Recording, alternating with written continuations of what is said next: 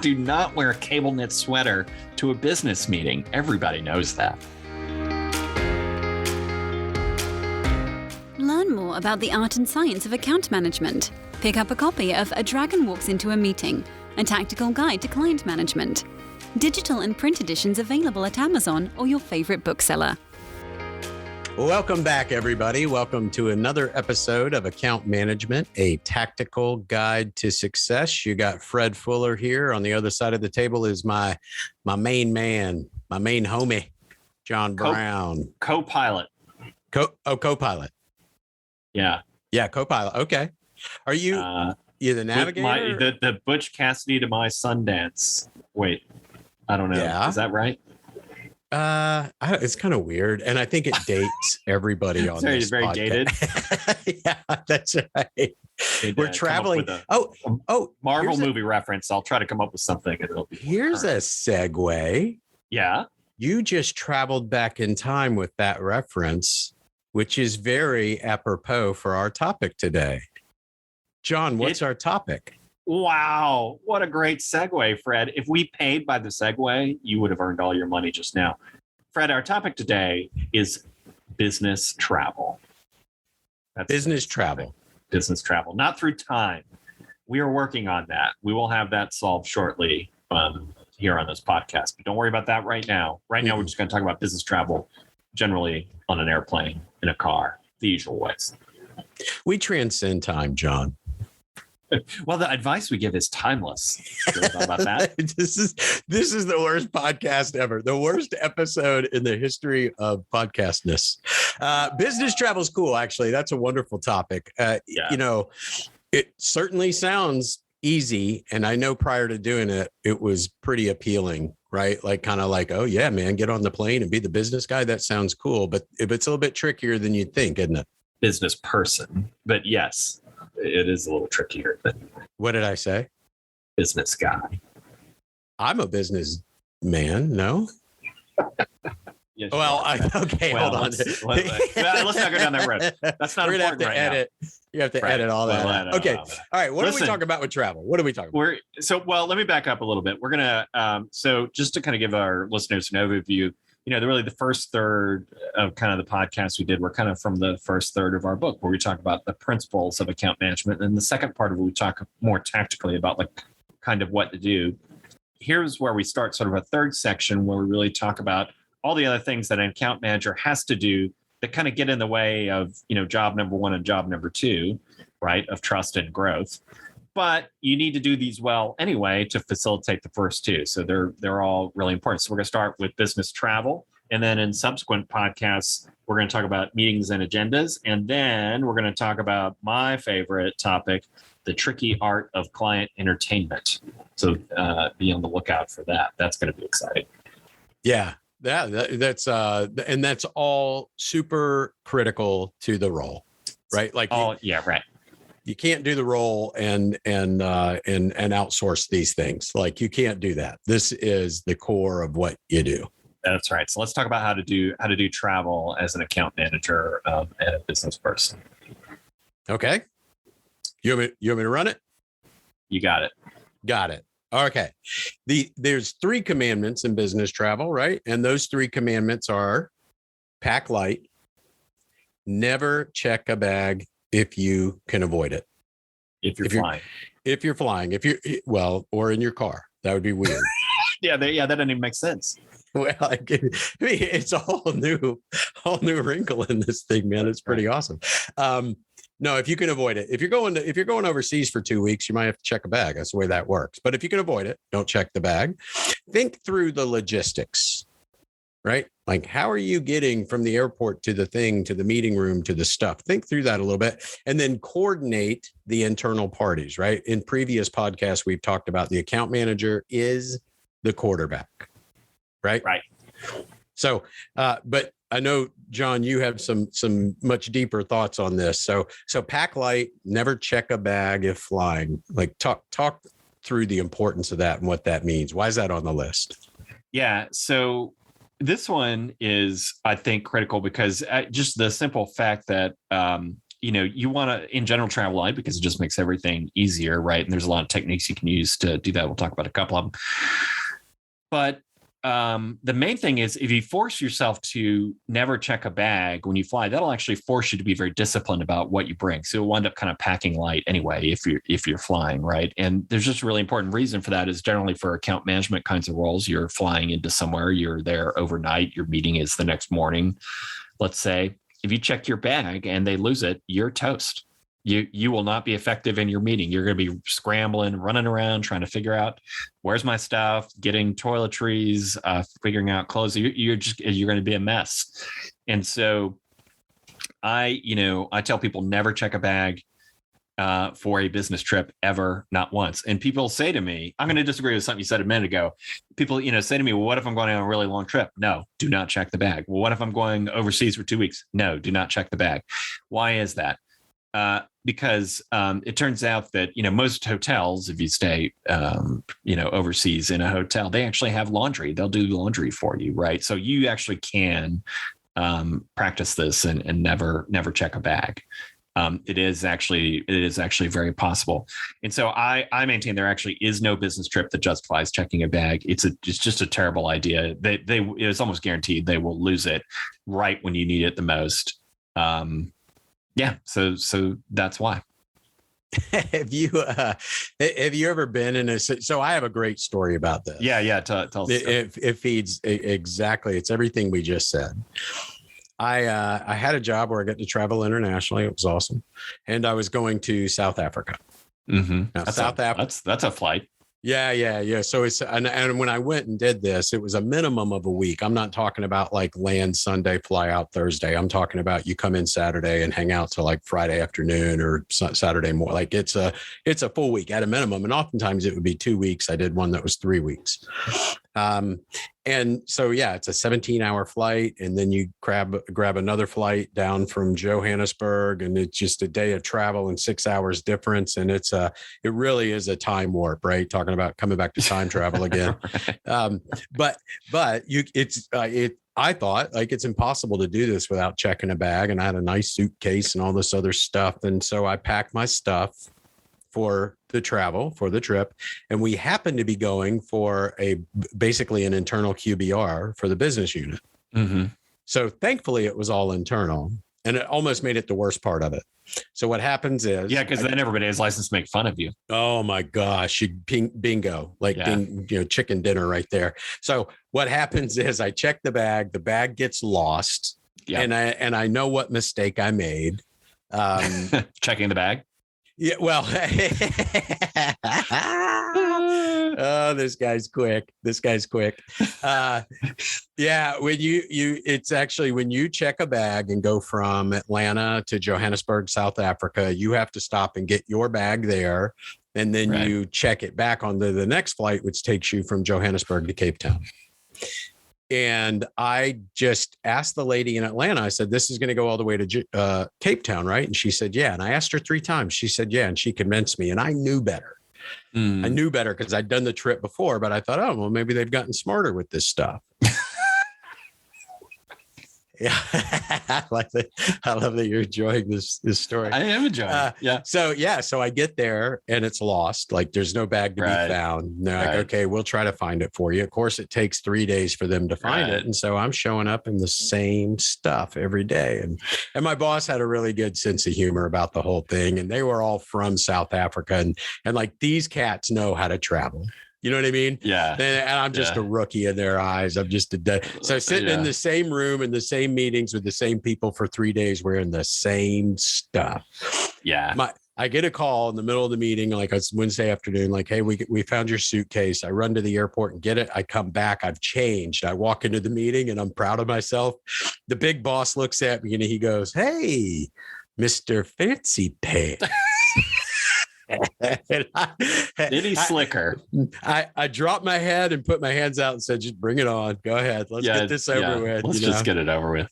So thankfully they had a sense of humor and thankfully it was all internal. But even when you think you're really like, you cannot be sure enough about this checking the bag thing. Yeah, yeah, and again, it'll force you to be disciplined.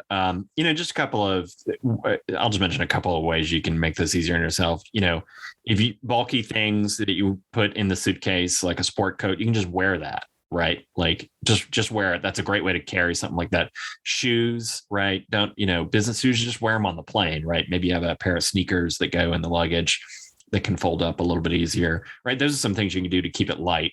But you just cannot check the bag. Like you have all these kinds of reasons. They're bad reasons. You're going to lose it. You're going to be really sorry. It's going to blow up your meeting. Your brain's going to be somewhere else. It's just the other little tidbit about this, why it's important a little bit from a career standpoint is, if you get off the plane with your boss or some executive and you're at the carousel saying, oh, I got to get my bag, and they brought theirs with, they're not going to be wild about standing there with you, kind of cooling their heels when they could be doing what they should be doing, which is either resting at the hotel or getting ready for the meeting with the client or, doing work or whatever it is. Like they're not going to be amused. So it's a colossally bad idea to check a bag. And people argue with me about this all the time. Like it's a religious, no, but what if I need to bring my scrimshaw collection? Okay, yeah. Look, no, don't bring that. Like just don't check the bag. Anyway, you have to be on the wrong end of one of these moments to appreciate what this really means, right? So the same thing with the executive. I traveled with an executive, and she was just religious about, if I have to go by a baggage carousel, somebody gets fired. I was just like, whoa. And people warned me like prior to like, hey, are you going with, yeah, we're going up here to sell the thing. And they were like, oh yeah, whatever you do, don't check the bag. Don't check the bag. Right. Do not check it. Okay. I'm with her on that one. Yeah. All right. We're in the same thing. All right. Okay. So you didn't check the bag. You passed that test. The next is logistics. Think through logistics, right? And so you have to have a little bit of a logistics mind for this, but you need to think through the whole travel evolution and what's going to happen. And this isn't like you need to write it out in paragraph form, but you do need to think it through and just kind of make sure that you're ready to go. So if the meeting is at 10 a.m.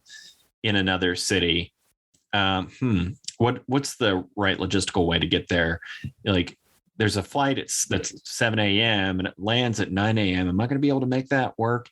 You really start thinking through those logistics. No, that's not going to work. I need to go in the night before, make sure that I'm there, get a hotel close by, right? Like think through every step of the travel journey and what you're going to do to get there. Things like, here's always the big fail moment where I've got their address and I'm going to plug that into Google or whatever your mapping software is. And that's going to lead me there. I've seen that not work quite a few times. And you really don't know where the client is. And then maybe it's your first time meeting them. And that's, if it's for your 15th time meeting them, it's one thing. Well, you would presumably know where they are by that point. But, if it's your first time meeting them, like you look foolish, right? You didn't know where they were. So don't rely on that mapping software.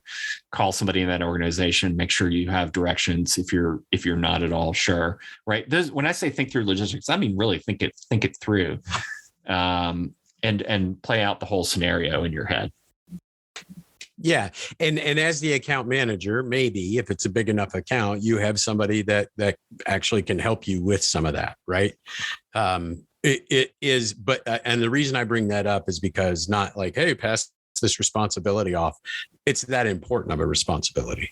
Right. Like, yeah, the logistics are the account manager's job, right? Making sure that, like, let's say you've got a big group that's going with you, making sure you have transportation from the airport to the client site or to the hotel, right? Like you have to be kind of the logistical officer of the event.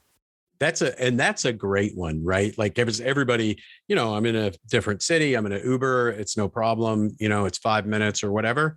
I've got 7 people. Are you going to get one Uber? Is it going to work that way? Like, do you need more than one? Do you need to plan ahead? Do you those are the things that at the 11th hour, like you don't need that distraction. Right. Right. Yeah. I mean, you landed some really remote airport and, you're going to go to the client site the next day and you need to ride to the hotel. I mean, there's some remote airports that just don't have transportation after a certain time of night, right? Like, Weird stuff like that can happen, particularly if you're going someplace you've never been before. So when I say think through logistics, ask those questions like, what kind of airport is this? What do they have in it? Am I going to be able to get food and dinner before I go to bed that night? Right? Like that. I've had that happen many times where you arrive somewhere late, the plane is late, and they've rolled up the streets. Like there's nothing open. Yeah. Oh yeah. I've seen like, that. Right. Yeah. I've seen that many times. I've been in a province in Canada where, somebody flipped a switch and all the lights were off. Like nothing was moving. It's 10 o'clock at night. I haven't eaten in hours. Yeah. Now what? Like, right. That when I say think through logistics, those are the things you need to think about and know about before you go. Well, I know we're not going to kick over every stone in this conversation, but here's a really, really good one that gets people all the time when it comes to logistics. Time zones. Right.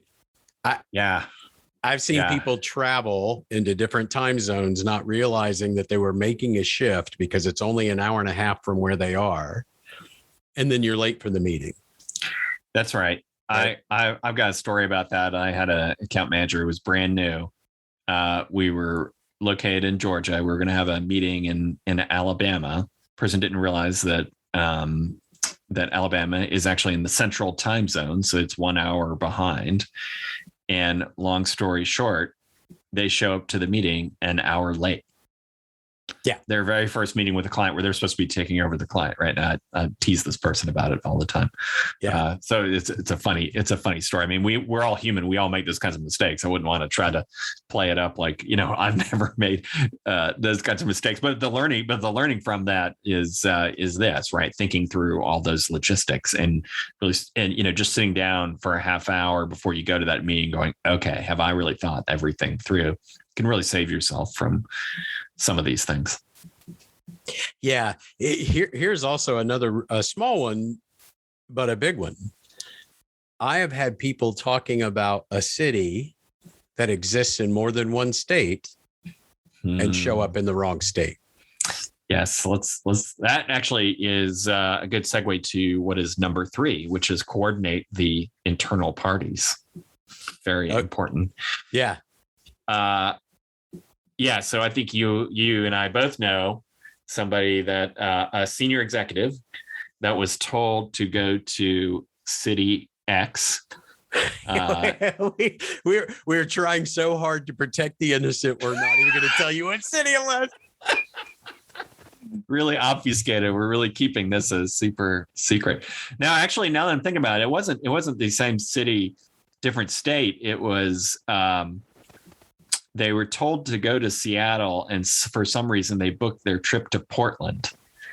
And the account manager, so senior executive goes to Portland. The account manager the next morning is in the lobby of the Marriott, calls this person, says, "Hey, we need to go to the meeting. Where are you?" "Well, I'm in the lobby of the Marriott." "Well, I'm looking for you. Where are you?" We don't see each other." "Well, wait, where are you? What city are you in?" "Oh, I'm in Portland." "Oh my God, that's the wrong city." Right. Yeah. I'm at the buffet table. There is not a buffet table. Like, yeah. I'm on the golf course. What? Yeah, that's right. Now, but that brings up a really interesting point. And that is, in that particular story, the executive still made it in time. I think it was the night before and they were going to meet for drinks and they realized they were in the wrong city and they got everything corrected and everybody was in the meeting. But there's a great example of what do you do if he doesn't make it? Right. Yeah. Right. Well, that's a contingency. Well, so this third one, coordinating internal parties, really means, again, thinking through logistics, but doing it for other people, right, is really what that's saying. And that sounds kind of like, well, gosh, what do I have to hold everybody's hand? I mean, aren't these all business people? You'd be shocked as an account manager if you have, senior executives are going to, mess it up because they have so many things going on, right? So they might not pay attention to the details. A more junior or brand new associate, somebody new to business travel might mess it up just because they kind of don't know what they're doing, right? So you actually can be surprised who can kind of mess up the logistics of going to a meeting that is also in your party for the meeting. So you need to herd the cats and double check and make sure they've got their flights, that they're booked on the same hotel as you in the same city, preferably, and that they've got the right clothes. I know that sounds silly. We'll talk about attire in a minute, but you need to make sure of all those things. It's a lot. And I will tell you, it's a funny thing when you say that. A lot of folks don't realize how busy the executives can be. And that sounds like some sort of a statement of praise, and it's not. Like, it's not a badge of honor, but it definitely speaks volumes to, like, if you don't help them and tell them where to be and tell them, like, I'm on flight 123 out of Atlanta, or just book that for them, it's going to get bumpy. Right. And then when the executive, if something goes wrong for the executive and it impacts their disposition, like, everything then gets impacted, right? Yeah. Like, these are little things that really, that's why it's funny. That's why it's its own podcast, right? Yeah. And that's really the part of travel. I think a lot of account managers don't realize it's part of their roles and also part of their role is to manage that executive, which that's the weird one, right? Like, you probably can be more comfortable telling a more junior associate, hey, here's what to do. But part of your job here is, again, to tell the executive what to do. There's something we talked about in various podcasts about, how to handle the client. You tell the executive what to do. I think we talked about it in the last one. Yep. But here's the same thing, just about travel. So I would also add, just like, you would do for any meeting, you want to coach their presentation, right? If they're presenting something, and this might apply to, again, a less seasoned person in business, but if they're presenting something, you want to take a look at that and make sure you agree that it's the right stuff. I mean, just because somebody is more senior than you or in a different role, or maybe they do something very technical you don't understand, that doesn't mean you don't take a look at it and make sure that it's up to snuff, right? So you are coordinating the internal parties. You're doing a write-up for the executive ahead of the meeting, so they know who's who. Give them a copy of your account plan, if you have one of those, for the client, right? So they can see everything that's going on. They understand all of the context, right? You really do have to kind of manage the other attendees. Yeah, you absolutely do. It's critical to get it all off on the right foot. Like, that's just I think that's why this is so important to me, is if you're scrambling in the door of the client at the 11th hour because something here went wrong, trying to get your computer plugged in to project the presentation, like, it just creates a level of stress and tension. And even if you feel like the presentation went off without a hitch, that moment of sort of bumpiness or turbulence in the very beginning, the client feels that. Yeah. Right. Speaks to who you are. So right. That's why these things are so important. And then when we think about business travel, John, how should we think about dressing? That's a great question. Let's talk about dress code. So it's pretty simple. It's just one level up from the client is our advice.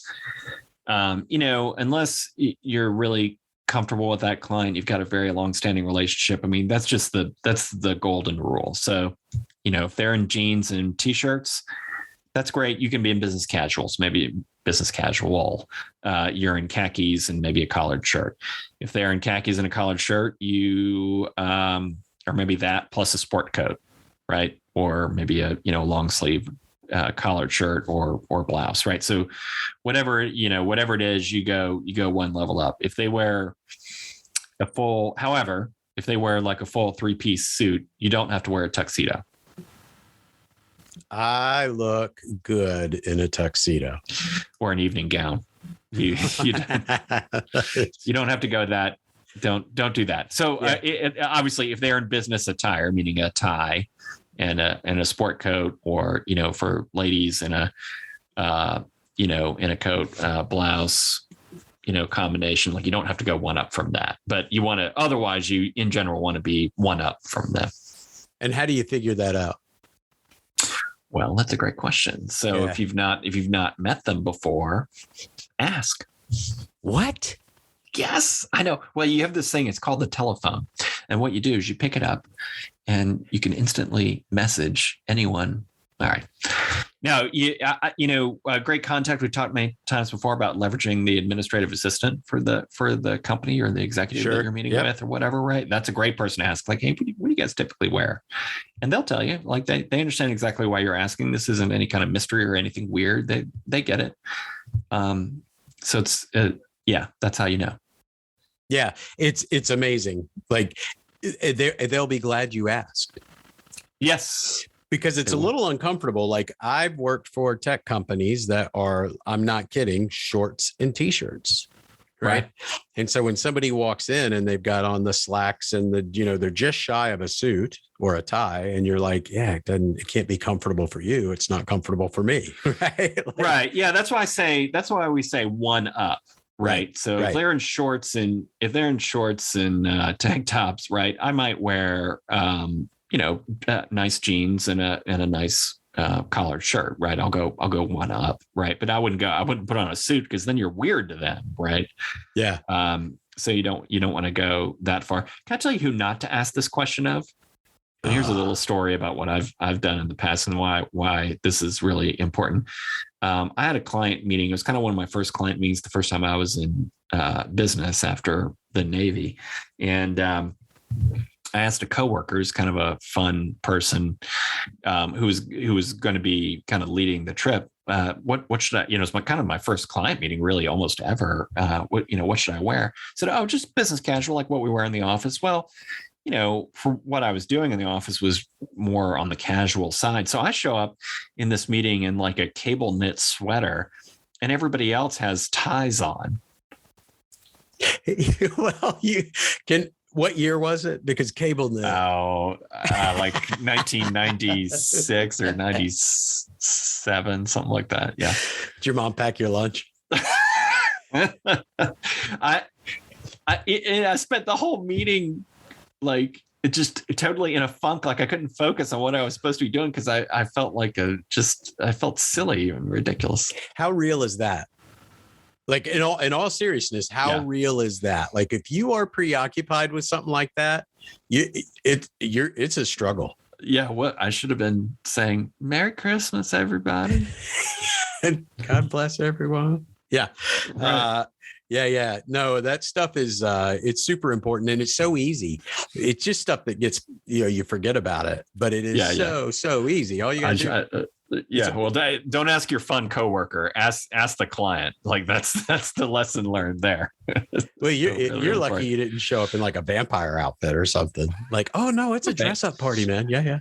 Yeah, right. He could have steered me totally the wrong way, and I would have absolutely believed it because I was actually new to not wearing a uniform all day or long, right? So I was totally in the dark about the whole thing. Anyway, one up for the client. Call them ahead of time and find out. It's absolutely not hard, man. Then coach your internal parties. Make sure they understand what they need to do. You'd be surprised how some of those folks can vary pretty widely, and you need to tell them so explicitly what to do. Even the executives. So. There you go. I went on a business trip one time and I had a guy that was traveling with us. He was critical, super smart, really good guy, very important part of the team. He obviously hadn't worn a coat in a while, grabs his coat out of the car as we're walking into the meeting and it is covered in dog hair. And I'm out in the parking lot, like doing the whole, like, oh my God. You didn't have a roller handy with the tape on it?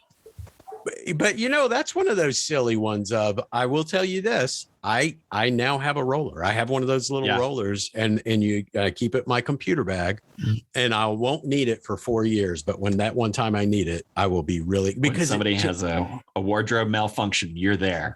Yeah. Well, but again, it's the nuances of this stuff, right? Like when we were walking in and I looking at the dog hair, I was like, golly, but that's not what he gets paid. He didn't get paid to think about those things. Right. You as the account manager, you fix that up. And the meeting was smooth sailing because nobody was focused on close. Everybody was focused on trying to get the business done. And I think that's a good summary comment for why we're talking so much about travel. And this is why this topic, everything I think we've said here kind of sounds like, oh yeah, no duh. Maybe the first one, I get varied reactions around that, but it's all because the number one priority of any kind of business travel is to execute the intent of meeting with your client. Right. And so everything needs to be geared towards that. We're going to talk about expenses in a later podcast. We're also going to talk about how to kind of set up the meeting. But just remember, everything about the travel is not about fun, and it's not about going out and partying and having a good time. Like business travel is serious business, and you need to treat it as such. So what are the commandments? We have 3 commandments of business travel. What are they, John? Three commandments. Put them on stone tablets. Pack light. Never check a bag if flying. Number 2, think through logistics. And number 3, coordinate all of the internal parties, i.e. herd the cats. And no cable knit sweaters. And do not wear a cable knit sweater to a business meeting. Everybody knows that. All right, folks, it's official. And I think that wraps it up for another episode of Account Management, a tactical guide to success. For John Brown, you got Fred Fuller here. John, any parting words? Travel light. For John Brown, I'm Fred Fuller. See you next time. See you next time. Fred and John would like to hear from you. Go to brown-fuller.com with comments and questions, and rate us on your favorite podcast platform.